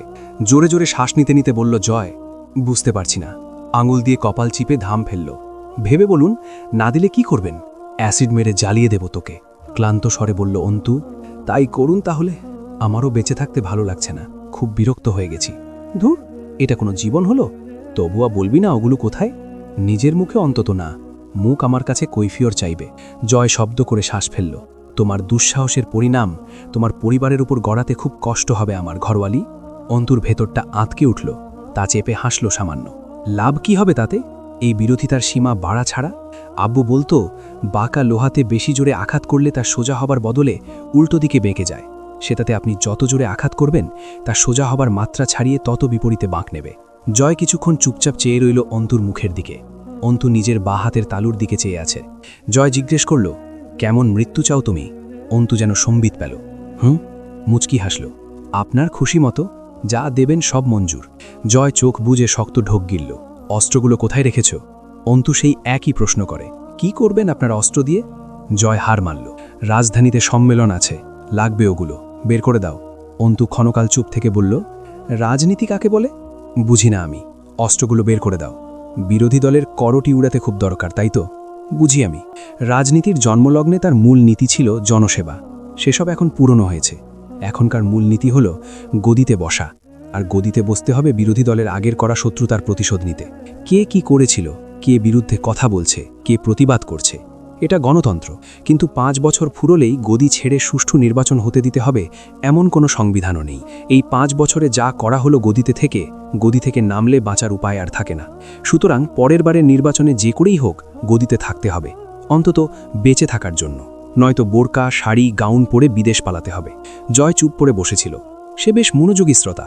কাজু বাদামের পাত্রটা তুলে নিল, কয়েকটা চিবোতে চিবোতে বলল, কেউ একজন বলেছিলেন, রাজনীতি নিয়ে কোনো কিছুর ব্যাখ্যা করছেন তো আপনি হেলে যাচ্ছেন।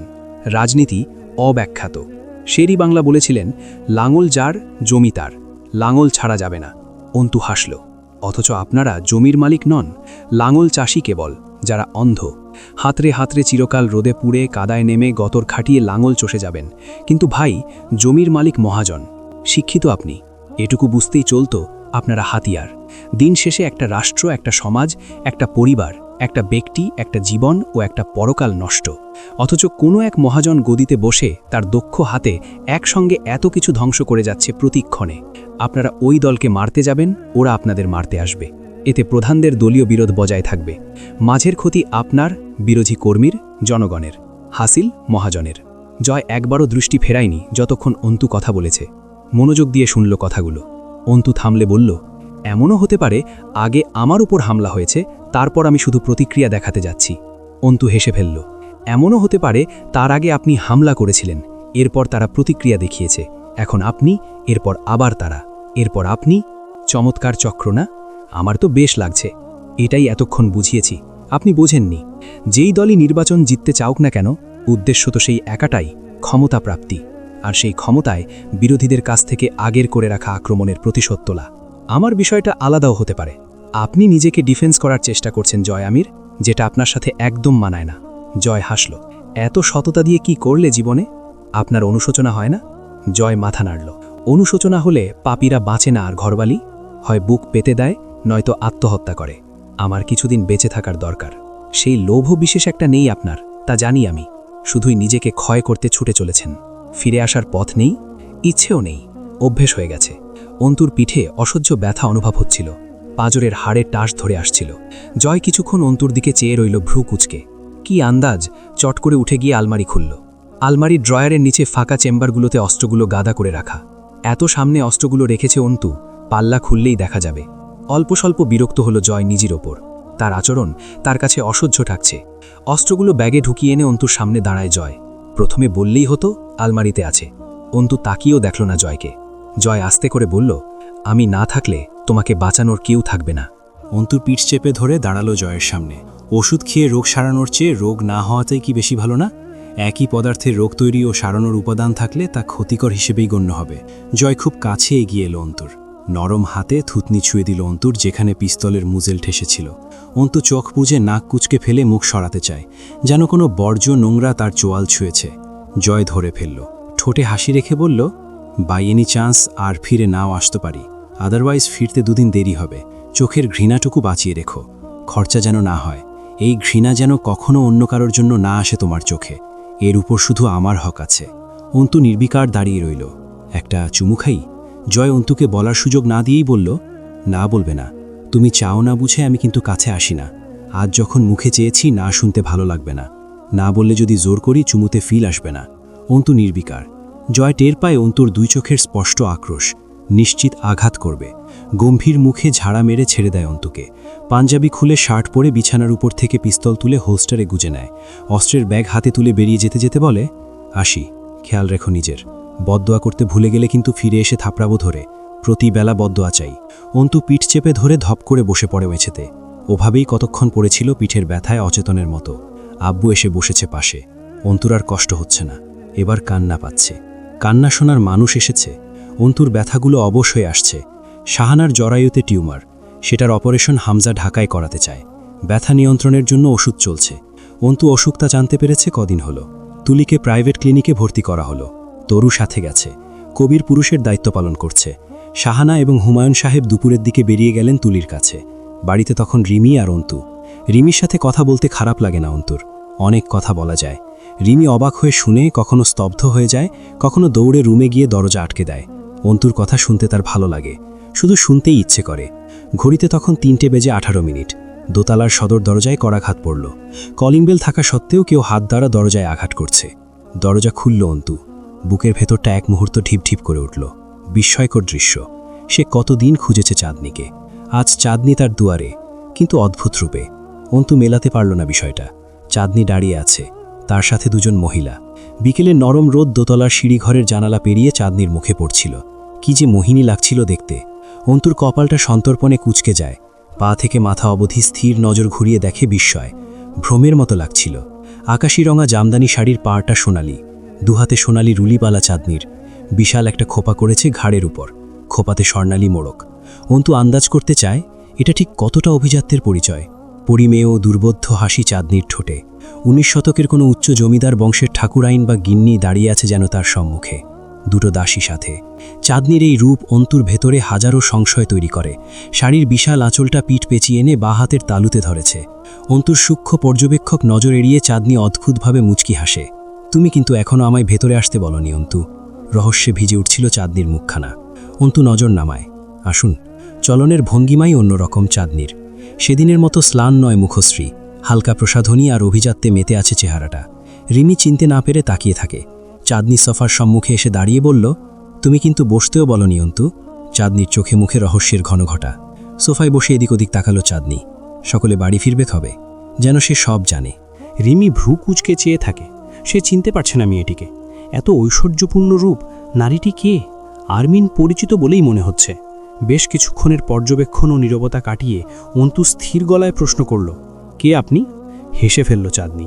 তুমি চেনো আমায়, কিন্তু ছদ্মবেশ। কিন্তু কোনটা ছদ্মবেশ? এটা অথবা ওটা? বেশ কিছুক্ষণ চুপচাপ চেয়ে থেকে চাঁদনি মসৃণ হাসে। তোমার কাছে কোনটাকে আসল আর কোনটা ছদ্মবেশ মনে হচ্ছে? ধারণা নেই। কে আপনি? অন্তুর তির্যক নজর পলকহীন চেয়ে থাকে চাঁদনির হাস্যবদনে। নাস্তার ব্যবস্থাও কিন্তু করনি তুমি। রিমির দিকে তাকালো অন্তু। নাস্তা চলে আসবে। অন্তুর রাশ ভারী গম্ভীর অভিব্যক্তি। নজর বোলায় চাঁদনির ভূষণে, মুখে দৃষ্টি স্থির করে প্রশ্ন করে, আপনি কে? সুস্থির নজরে তাকায় চাঁদনি। খানিকক্ষণ চেয়েই চাকে অন্তুর দিকে, পরে বিন্যস্ত শব্দে উচ্চারণ করে, রাজন আজগরের মেয়ে রূপকথা আজগর আমি। রিমি অবাক হল। রাজন আজগরের মেয়ে এটা এখানে কি করছে? আরমিনি বা চিনল কি করে? অন্তুর নাকের পাটা ফুলে ওঠে, ভ্রুর মাঝে ভাঁজ পড়ে আলগোছে।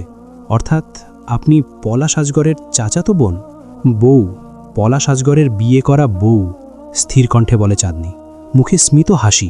অন্তুর বুকের স্পন্দন উল্লেখযোগ্য হারে বাড়ে একটু। এক মুহূর্ত দম আটকে চেয়ে থাকে। রিমি ওদের কথোপকথনের অধিকাংশই বুঝতে পারছিল না, অথচ কিছু একটা আগ্রহ পাচ্ছিল। সে উঠল না নাস্তার ব্যবস্থা করতে, বসে থাকল। চাঁদনি অন্তুর নজর তাক করেই চেয়ে আছে। তার গোলাপি ঠোঁটে জুড়ে মৃদুমন্দ হাসি। হাসি বাড়িয়ে জিজ্ঞেস করে, ঘেন্না লাগছে আমায়? না, এখনও লাগছে না, যেহেতু পুরোটা জানিনি। অন্তুর চিন্তাধারায় ধন্য হবার মতো হাসল রূপকথা।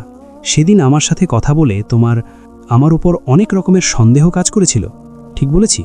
অন্তু নির্বিকার জবাব দেয়, ঠিক বলেছেন। চাঁদনির চেহারার ঝলক দেখে সে যে ওই বাড়ির বউ এতে সন্দেহ হয়েছিল। ঠিক বলেছি? ঠিক বলেছেন। চাঁদনিকে এসএসসি পাস একটা সাধারণ মেয়ে মনে হয়নি। ঠিক বলেছি? ঠিক বলেছেন। চাঁদনির কথাবার্তা ওর অবস্থানের সাথে না মেলায় খুব সংশয় জেগেছিল ভেতরে। ঠিক বলেছি? ঠিক বলেছেন। মুখস্থ পড়ার মতো কথা বলছিল অন্তু। রূপকথা হাসল। তবে আমার কিন্তু সেই এক দেখায় তোমাকে খুব পছন্দ হয়েছিল। সন্দেহ কিছু হয়নি জানো? না, আজ জানলাম। একরোখা তবে শান্ত কণ্ঠে বলল অন্তু। তাহলে সালমা খালা কি পলাশের মা? রূপকথার হাসি বাড়ল। বোকা অন্তু। এজন্য বলা হয় মানুষের বয়স যত বেশি হয়, যে যত দিন বেশি বাঁচে তার অভিজ্ঞতা তত বেশি হয়।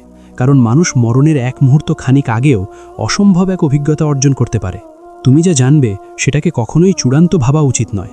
তুমি যতক্ষণ বেঁচে আছো প্রস্তুত থাকবে সম্পূর্ণ নতুন সব অভিজ্ঞতার জন্য, যার কোনো ধারণাই ছিল না আগে তোমার। পৃথিবী বৈচিত্র্যময়। অন্তু কথা বলল না। রূপকথা এবার শব্দ করে হাসল। সালমা খালা যদি পলাশের মা হয়, আখি পলাশের বোন, সুহান পলাশের ভাই, তাহলে সোহিলকে? অন্তুর ভেতরে অস্বস্তি প্রকট হয়ে উঠল। চোখ দুটো নির্লিপ্ত হয়ে চেয়ে রইল। কে? পলাশের চাকর, যাকে সে ওই বাড়িতেই খুন করেছে। সোহেলের বউয়ের দরকার পড়ল একসময় পলাশের। ছেলেটা রাজি ছিল না। সে আসলে জানত না খিদে পেলে বাঘ নিজের পাছার চামড়া কেটে খায়, আর পলাশ তো নোংরা কুকুর। নিজের লোকের বউকে ছাড়ার মতো নাকি সে? বেচারা মরল, বউটাও গেল। রূপকথা যেন খুব প্রফুল্ল এসব বলে। আর আখি? হ্যাঁ, মেয়েটার উপর বেশ মায়া জন্মে গেছিল আমার, যদিও মৃত্যুর আগে আমি ওকে দেখিনি। অন্তুর ঘাড়ে মোচড় মেরে উঠছিল অভ্যন্তরীণ উত্তেজনায়। গাঢ় স্বরে বলল, সোহান? এই গল্পে সোহান বলতে কারোর অস্তিত্ব নেই, শুধুই বিভ্রান্তিকর একটা নাম মাত্র। গল্প তৈরিতে ব্যবহৃত হয়েছিল। ধীরে ধীরে রূপকথার হাসি কমে আসছিল। সোহানের ব্যাপারে তুমি কি জানো? চাঁদনির দেওর জয় ওকে প্রচণ্ড অত্যাচার করেছে। সেই সব আঘাত ক্যান্সারে পরিণত হয়। তার চিকিৎসার জন্য সামলা খালা জমি বন্ধক রেখেছিল, কোনো হিন্দুর কাছে সম্ভবত। এটাও বানোয়াট গল্প, তাই তো? রূপকথা চুপ রইল ক্ষণকাল। এরপর বলল, আখির নাম আখি না, একটা সুন্দর আছে ওই সুন্দর মেয়েটার, মনে নেই আমার। ওর ভাই সোহান না হলেও ভাইও ছিল একটা, যার কাহিনী সোহানের কাহিনীর মতোই, কিন্তু সত্যি। অন্তু মানসিকভাবে খুব বিপর্যস্ত বোধ করছিল। পিঠে ব্যথায় সোজা হয়ে বসা দায়, তার উপর চাপা বিস্ময় শিরদাঁড়া টনটন করছিল। কিছুক্ষণ মেঝের দিকে ঝুঁকে বসে থেকে বলল, সালমাকে। রূপকথা পূর্ণ দৃষ্টি মেলে তাকায়। তুমি কখনো পতিতালয় যাওনি না? ঘুরে দেখতেও যাওনি? যাইনি। ওখানে একটা সর্দারিনী থাকে, যে মেয়েদের বেচা কেনা করে, কাস্টমার ধরে, মহল্লার সব মেয়ের দেখভাল করে, লেনদেন করে, মেয়ে জোগাড় করে, এই সব। সালমা আমার বাবার দাসী, বাবার রেড লাইট আবাসিক হোটেলের সর্দারিনী সে। অন্তু চোখ বুজে গায়ে শ্বাস ফেলল। সে আয়া ছিল আমাদের ভার্সিটির। সরি টু সে, কোনো ধরনই সবার ওপর খাটে না। ক্ষেত্রবিশেষ যে কোনো সূত্র নির্দিষ্ট কিছু তত্ত্বের জন্য প্রযোজ্য হয়ে যায়। ঠিক তেমনি ভার্সিটির সব মেয়েই যেমন তোমার মতন না, আবার সব মেয়ে ওই সব বেশ্যাদের মতোও না। সালমা খালার কাছে হলে থাকা মেয়েদের একটা জোট ছিল, যারা স্বেচ্ছায় কোনো বিনিময় ছাড়াই দেহ বিলাতে আগ্রহী, যুবতী বয়স যাকে বলে আর কি। তাদের শরীরে জ্বলন কিছু কিছু পুরুষের চেয়েও বেশি। খারাপ লাগছে আমার কথা শুনতে? অন্তু চোখ বুঝেই বলল, না। এজন্য সে আয়ার কাজ করত ভার্সিটিতে? বাবার দাসী, বোঝনি কথাটা? যেভাবে কাজে লাগাবে লাগতে হবে তাকে। বাবার কাছে আসার আগে ৯০ দশকের যাত্রাপালার নাচনেওয়ালি ছিল, ওখান থেকে বাবা তুলে এনেছিল। অন্তু কেমন করে যেন চেয়ে রইল। রূপকথা কিছু একটা বুঝে স্লান হাসল। আমাদের অভিনয় নিয়ে ভাবছ তাই না? খুব নিখুঁত ছিল তাই না? আপনারটা বেশ কাঁচা ছিল, বাকিদেরটা ঠিকঠাক। এবার রূপকথার অভিব্যক্তি খুব রহস্যময় দেখালো। চোখ চঞ্চল হয়ে উঠল, এদিক ওদিক তাকাচ্ছিল বারবার। অন্তু কপালে আঙুল চেপে মাথা নিচু করে জিজ্ঞেস করল, কেন করেছেন এসব? পুতিভক্তা স্ত্রী আমি, তার আদেশ এবং চাওয়া আমার ওপর অবশ্য পালনীয়। সে আমাকে ভীষণ ভালোবাসে, আর আমি তার জন্য এটুকু করতে পারবো না? জমিটা একটা হিন্দুর ছিল, হিন্দু সেটা বন্ধক রেখে পলাশের কাছে টাকা নিয়েছিল চড়া সুদে। সেই টাকা শোধ করেনি, জমি পলাশের। লোকটা লোকজন ধরা শুরু করল, কিন্তু পলাশ সেখানে তার একটা আবাসিক হোটেল বানাবে ভেবেই হিন্দুকে টাকা ধার দিয়েছিল। হিন্দু কান্নাকাটি করলেই ছেড়ে দেবে সে, কিন্তু সবখানে জোর জবরদস্তি করতে নেই, রেপুটেশন বলতে একটা কথা আছে। সুতরাং গল্প বানাতে হলো। এর মাঝে আখি মানে ওই মেয়েটার মার্ডার হয়ে গেল। সব গুলিয়ে একটা জোড়াতালির গল্প বানাতে হয়েছিল। সেখানে অভিনয় করেছিলাম আমরা কয়েকজন। খুব কষ্ট করতে হয়েছিল। কতগুলো দিন সারাদিন ওই টিনের ঘরে থাকতে হয়েছে। রাত গভীর হলে তবে বাড়ি ফিরতে পেরেছি। অন্তু শ্বাস আটকে বসেছিল। দুনিয়াটা আসলেই বৈচিত্র্যময়। একটুও ভুল বলেনি রূপকথা। তার পিঠের ব্যথা কমে গিয়ে মাথা ব্যথা প্রকট হচ্ছিল। হুট করে রূপকথা বলল, সেদিন রূপটপে তোমার কান্না চিৎকার খুব করুণ ছিল। অন্তু পাথর হয়ে গেল যেন। রূপকথা অন্তুকে দেখে ঠোঁট কামড়ে হাসল। মেয়েটা হাসে বেশি, অথচ সেগুলো হাসি নয়, অন্য কিছু। বলল, এবার আমাকে খুব ঘেন্না লাগছে তাই না? না, পুরোটা শুনিনি এখনো। মূর্তির মতো কঠিন অন্তুর মুখের অবয়ব। রূপকথা অবাক হলো, ভ্রু জড়িয়ে ফেলল। অন্তু বলল, ওখানেই ছিলেন আপনি? তোমার বাবাকে সেবাও করেছিলাম, তিনি অবশ্য তখন বেহুশ ছিলেন, মেরে জ্ঞানহারা করে ফেলে রাখা হয়েছিল। অন্তুর বুকটা ছলাৎ করে ওঠে। কোথা থেকে যেন কঠিন একদলা যন্ত্রণা এসে বোধহয় হৃদযন্ত্রের রক্ত সঞ্চালনে বাধা হয়ে দাঁড়ালো। নিষ্পলক চেয়ে রইল রূপকথার দিকে। অন্তু অনেকক্ষণ যাবৎ সোফায় হেলান দিয়ে বসেছিল চুপচাপ। নজর ছিল ছাদের দিকে। কাঁদেনি মেয়েটা, সমস্ত কলজে ছেঁড়া ব্যাফাটুকু শোষণ করেছে নিজের মাঝে। নিজেকে আটকে রাখতে পারবে না এই ভয়ে আজ অবধি আব্বুর কবরখানে জিয়ারতে যায়নি। কী সব আব্বুর সাথেকার পুরনো স্মৃতি ভিতরটাকে ঝাঁঝরা করে তুলছিল। অন্তু জোরে শ্বাস নিয়ে এক লমাহে নিজের কাঠিন্যে ফিরে এলো। কেন করেছেন এসব? দীর্ঘ নীরবতা, গুমোট এক সন্ধ্যা। 5 জন নারী সামনাসামনি বসে আছে। শুধু ঘড়ির টিকটিক আওয়াজ জানান দিচ্ছে সময় প্রবাহমান, সময় থামে না। সবার বাবা আমজাদ সাহেবের মতন হয় না অন্তু, কিছু বাবা রাজন আজগারের মতোও হয়। আমাকে অস্ট্রেলিয়া পাঠানো হলো খুব অল্প বয়সে, স্নাতক শেষ করে ফিরলাম দেশে। বাবা ঢাকা থেকে ফিরল, রাতে ডেকে বলল, রূপ, মামনি, আপনারে আর আমার কাছে রাখতে চাইছি না। আমি বেশ লজ্জা পেয়ে গেলাম। আমি যাচ্ছি না কোথাও। বাবা হাসতে হাসতে বলল, কোথাও যেতে হবে না, শুধু তোকে নিজের কাঁধ থেকে ঝাড়তে চাইছি। এই পর্যায়ে মলিন হাসল রূপকথা। জানতে পারলাম পলাশ ভাইয়ার সাথে বাবা বাঁধতে চায় আমাকে। পালাতে চেয়েছিলাম আমি, লুকিয়ে দেশের বাইরে চলে যেতে চেয়েছিলাম। বাবা কেন এমন চাইল জানো? বাবার ধান্দা সামলানোর ক্ষেত্রে বড় চাচার ছেলে পলাশ বাবার চেয়েও বেশি দক্ষ, আর তাকে হাতে রাখতে, সম্পত্তি নিজের রক্তের কাছে রাখতে সে নিজের ঔরসজাত মেয়েকে বলি দিতে পারে বাবা শখের সাথে। এই অবস্থায় তুমি হলে কি করতে অন্তু? প্রিয় দর্শক, আজকে এ পর্যন্তই। আরও এইরকম নিত্য নতুন গল্প বা উপন্যাস পেতে তাকদির ইসলামিক টিভি চ্যানেলটি সাবস্ক্রাইব করুন।